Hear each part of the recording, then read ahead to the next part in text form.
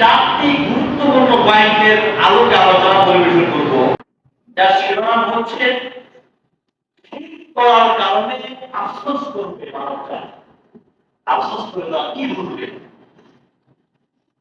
আজকে অধিকাংশ মানুষ, আল্লাহ সুবহানাহু ওয়া তাআলা সূরা ইউসুফের 106 নম্বর আয়াতে বলেন, ওয়া মা ইউমিনু আকসারুহুম বিল্লাহি ইল্লা ওয়া হুম মুশরিকুন। অধিকাংশ মানুষই ঈমান আনয়ন করেছে, আবার শিরকও করছে।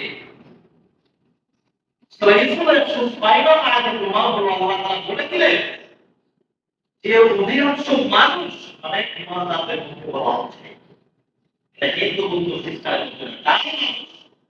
কিন্তু আল্লাহ বলেছেন অধিকাংশ মানুষ ঈমান আনয়ন করেছে, এরপরেও তারা মুশরিক হয়ে রয়েছে, শিরক করছে। আজকে শিরকের সয়লাব হয়ে রয়েছে। শিরক এত বড় মহা অপরাধ। ইন্না শিরকা লাযুলমুন আযীম।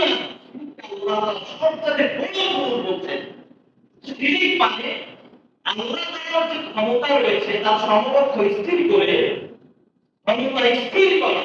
যেমন একটু আগে বললাম আল্লাহ তাআলা গজব দিবে, এটা মোকাবেলা করবো, এটা শিরক, চূড়ান্ত অপরাধ। আর এই শিরক করে আল্লাহ সুবহানাহু ওয়া তাআলা তার জন্য জান্নাতকে হারাম করে দেন। ইন্নাহু মান ইউশরিক বিল্লাহি ফাকাদ হারাম আল্লাহু আলাইহিল জান্নাহ। যারা শিরক করবে আল্লাহ তাআলা তাদের জন্য জান্নাতকে হারাম করে দেবেন। ওয়া মা'ওয়াহুম নার, তাদের থাকার জায়গা হবে জাহান্নাম। ওয়া লিল যালিমিনা মিন আনসার। আল্লাহ তাআলা এই সমস্ত জালেমদেরকে সাহায্য করবেন। তাই কিয়ামতের মাঠে এই অধিকাংশ শিরককারীরা আফসোস করে বলবে, ইয়া লাইতানি লাম উশরিকা বিরাব্বি আহাদা। হায় আফসোস, কেন আমরা মহান আল্লাহ তাআলার সঙ্গে উৎসাহ করেছিলাম।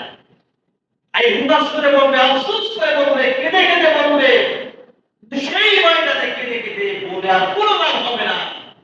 এই পৃথিবীতে থাকা অবস্থায় আল্লাহ তাআলাকে তওবা করে ইস্তেগফার করে শিরককে বর্জন করতে হবে।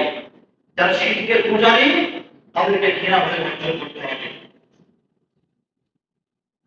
শিরক কত মহামারী ভয়াবহ অপরাধ, যা আপনার সঙ্গে আল্লাহ সুবহানাহু ওয়া তাআলা এই শিরক করার কারণে সম্পর্ক ছিন্ন হয়ে যায়, আল্লাহ তাআলা কঠিন রাগান্বিত হয়ে যান। আজকে অধিকাংশ মানুষই শিরক করছে।